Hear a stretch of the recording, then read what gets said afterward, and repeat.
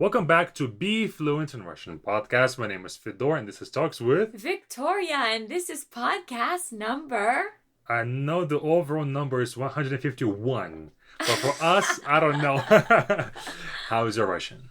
My Russian is going well, as usual. It's been a really long learning process because I have other things going on. Yeah.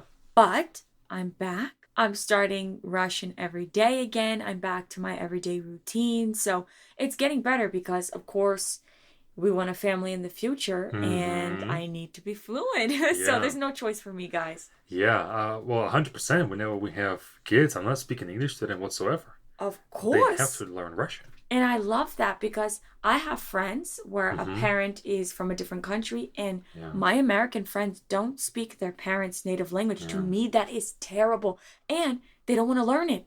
Yeah. Because it's too late now. They're older, so... And then especially if we're going to be... Well, one of us is going to be away from the family, regardless where we are. 100%. And I think, okay, let's say if we are not in Russia and they don't speak Russian, they won't be able to connect to the Russian side and they will never feel welcomed. Yeah, and that's why I know for sure they're going to learn English, Russian because of us, and another language wherever we end up. Right. Yeah. Okay. And I'm a little bit afraid, let's say like if we speak Russian at home and they have to speak English, let's say in school or something. I'm not Do you think that their English will be less than English of other people? Absolutely not, because I have one friend. She's not American. One parent is German and one parent is Spanish. We've been friends for, oh my gosh, as long as we've been together, almost 10 years.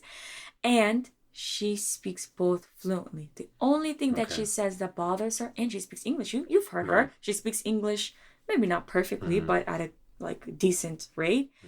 But she doesn't look German or Spanish or American. So she said the only thing that bothers her about being mixed is that each country thinks she's a foreigner. Oh, yeah. So I'm like, okay, that's normal. Our kids will have the same. Like, who cares? True. You know? Yeah.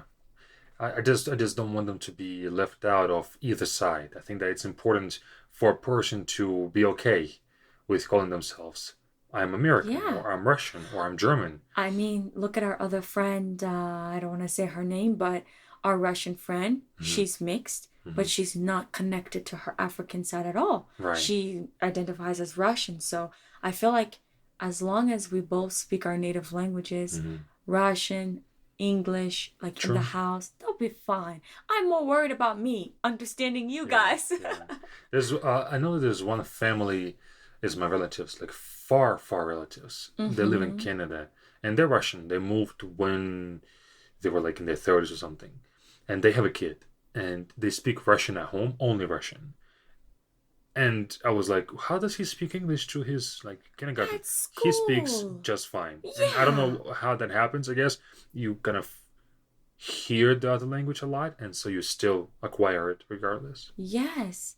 I think as long as you're integrated in that culture at home or at school, it's fine. I mean, babe, we have a lot of friends all over around the world. Think of our French friend who is Slavic and French.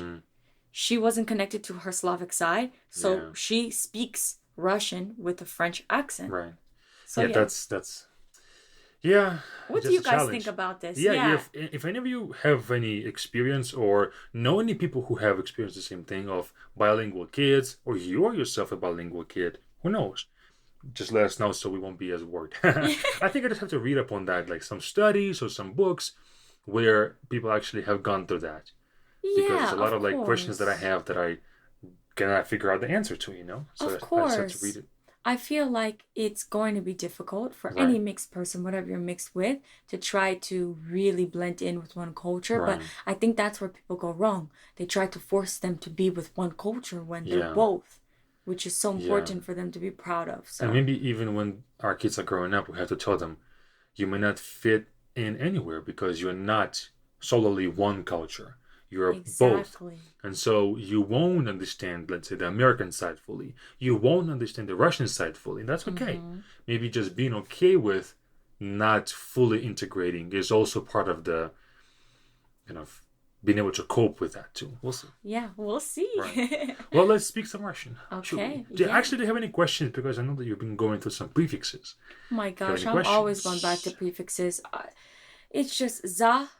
All of the easy ones. Let's start with this. Po, peri, easy. Do you have any questions But about that? yeah, I'm getting to it. Oh, okay. Za. When you use za to enter somewhere, it's three differences that is just so difficult for me to comprehend. Okay. Za when you zahadid, or like enter or going through. Why can't we just say I enter? Like I enter the party, I enter. Like, you know how in English we use enter with one meaning. But in Russian, it's like, is it completed action or not completed action? It drives me crazy. Za is not completed or incomplete action at all. Don't confuse prefixes with aspects. Oh. Za will be... Okay, we have... Have you learned v as a prefix? Yeah. Okay. V, peri, po, those are easy ones that I can... Peri, spat, po... What did I say? There's поехать. Поесть. Yeah. These are very easy. But for some reason, za, it's just not sticking. I don't know. So, za with verbs of motion. Yeah, right? verbs of motion. That's what we're talking about. So we have v and za. V is when we... Like, imagine this. Imagine there's like a building. V magazine is easy. No, the v magazine is a preposition. It's not a prefix. Oh, okay. Yeah. So imagine there's like a building. And let's say входить and заходить. What's the difference between the two? Входить is you enter, and that's your main meaning. Is that you enter the store. And that's what I'm talking about, because in English, it's the same. You enter the store with the main meaning or not. Just think of the building and the doors. Okay. V is you just open the door and you came in. That's it. That's all that you want to convey. Okay, give me a sentence with V. For example, идет дождь. Мне нужно войти в магазин. Okay. It's raining. I need to enter the store. Enter the store. So I can just hide from the rain. Okay. Okay? Заходить is different. Заходить is to enter, and you kind of... That's not your main purpose of entering. But how is that not my main purpose if I'm still entering the store? Because заходить would be like, I step in, and I want to go in and buy something in the store. But the action of entering the store is not the main one. The main action is going to be you buying something. So, think of заходить as to stop by. Stop by. Я понимаю. Хорошо. Я понимаю. Go in. But входить is just to enter, really. So, what if I want to enter a party and then leave? I would say, yeah, в. Party is different because it's not an object. It's what is it called? Non-material thing. Like it's not living. It's a thing that is not a building or location. So when it comes to parties, concerts, those are not objects. Okay. So we have other terms for that. Oh my god. So like I came to the concert. Я пришел. So при would be used. Приходить. Приходить means to arrive somewhere. And приходить can be used for parties. It can be used for concerts. It can be used for non-object things where we arrive. So I can say, я уже пришел. Ты где? I already arrived. Where are you? Yeah. Yeah.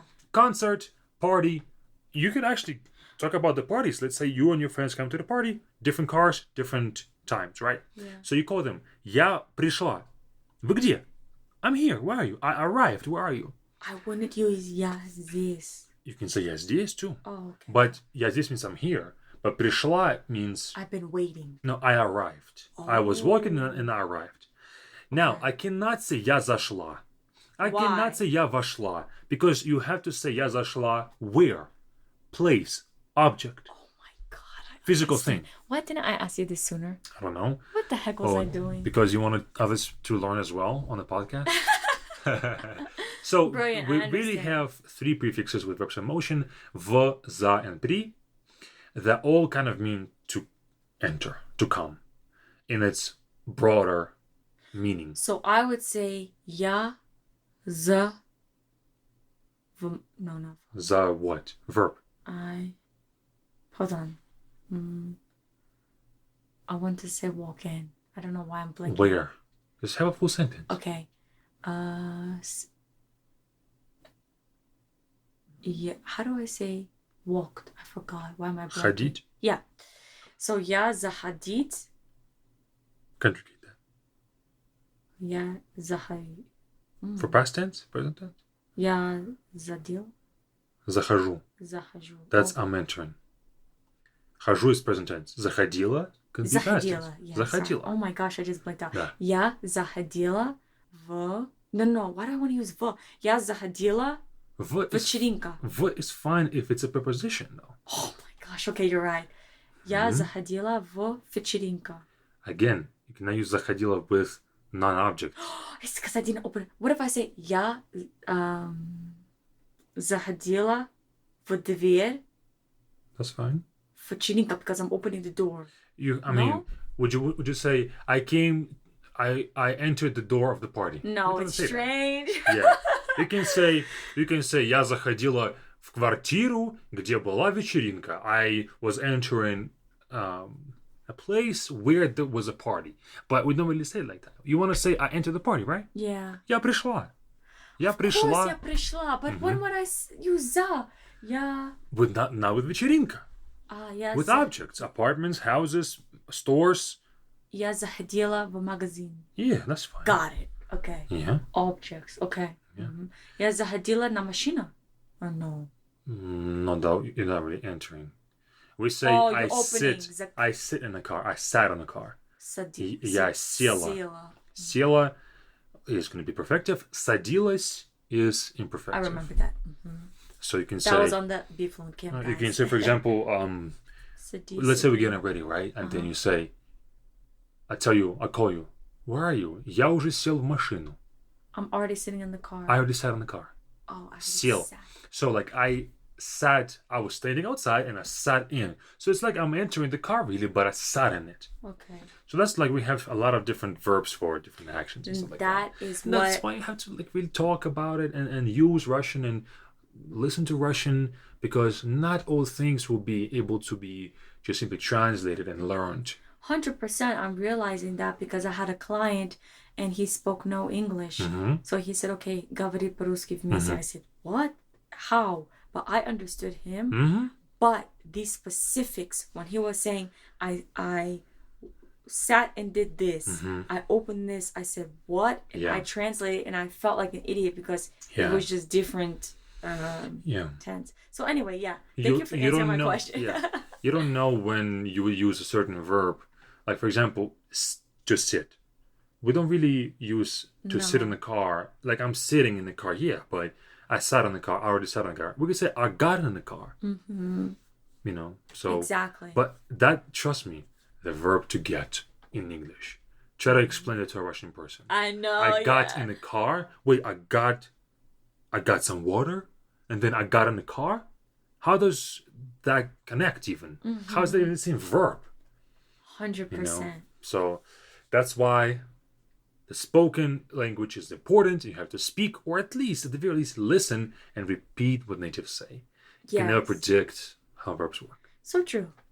Давай, говорить? Да, говори. Как у тебя дела? Хорошо. Сегодня очень-очень-очень знат день. No, wait. Знал? What's busy? Занятой. What? Don't say busy day. Сегодня был, you can say, плотный. Плотный. День. День. Плотный means like dense. If you want to describe a day being busy, you can say, there's a adjective занятой. That's what I was thinking. Я занята, but I'm busy. I cannot talk right now. Я занята. But a busy day, we don't really have busy day. You can say трудный день. No, трудный, я знаю. Это плотный день. Плотный, because I didn't know that word. What else? Сегодня плотный день для меня, потому что я работаю очень много. Работала, past tense. Работала очень много. Что ты делала? Обычно я проснулась. Я проснулась 5 часов. В 5 часов. 5 часов утром. И говорит очень много. Очень много. У тебя были уроки? Да, уроки. 6 уроков. 6 уроков? Да. Ого. Уже 6 уроков сегодня. Но иногда... Иногда. You add an extra G. Иногда. Иногда. Когда у меня есть чуть-чуть время, я работаю. Я сделать... How do I say something fun? Иногда... Делаю что-то. Что-то. Что-то веселое. Делаю что-то веселое. Веселое. Веселое. Веселое. Веселое. Сегодня я смотрю. Oh my gosh. Смотрю. I'm watching or you watched? No, not смотрела.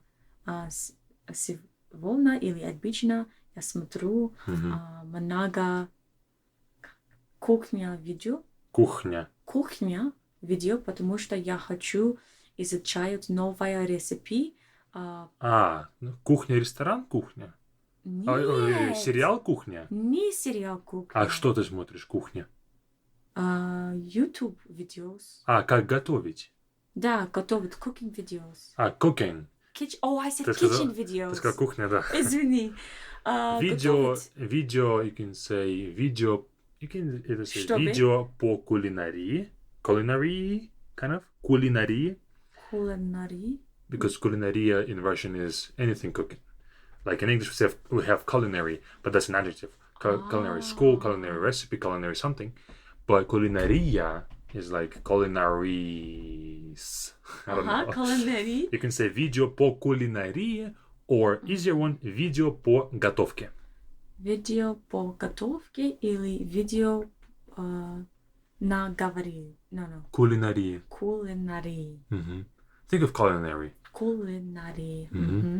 Потому что я хочу изучать очень много информации об этом. Скажи еще раз информация. Изучать много информации. Информация? What did I say? Окей, информация, потому что я хочу готовить все дела как scratch. I asked you this before. Все... Everything from scratch. You can either say все сама. Все сама. Like all myself. Да. Or you can say все с нуля. From zero. С нуля. С нуля. С нуля. С нуля. Ля. С нуля. Да. So I would say я хочу готовить все с нуля. С нуля. Трудно. Все с нуля. Паста, пицца. Да, я уже готовила, но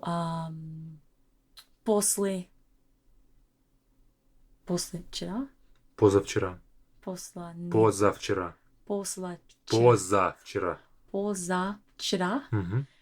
Нет.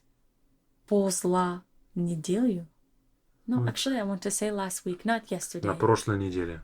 На прошлой неделе. На прошлой. Прошлой. My gosh. Прошлой. Неделя. Ты не знала это слово? Прошлая неделя? I do. I just always forget this. It's difficult. Okay, хорошо. Прошлой. Недели. Я готовила том-ям суп. Очень вкусно. Что ты думаешь, Федя? Что я думаю? Вкусно или... Да, было вкусно.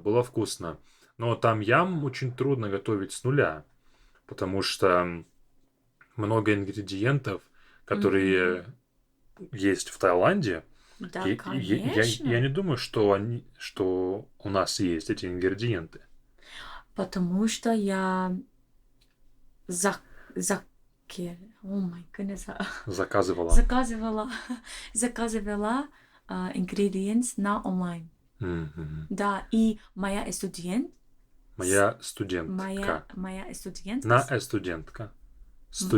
Моя студентка сказала, Вик заказала на Amazon. Это серьезно тай кузин. Настоящее.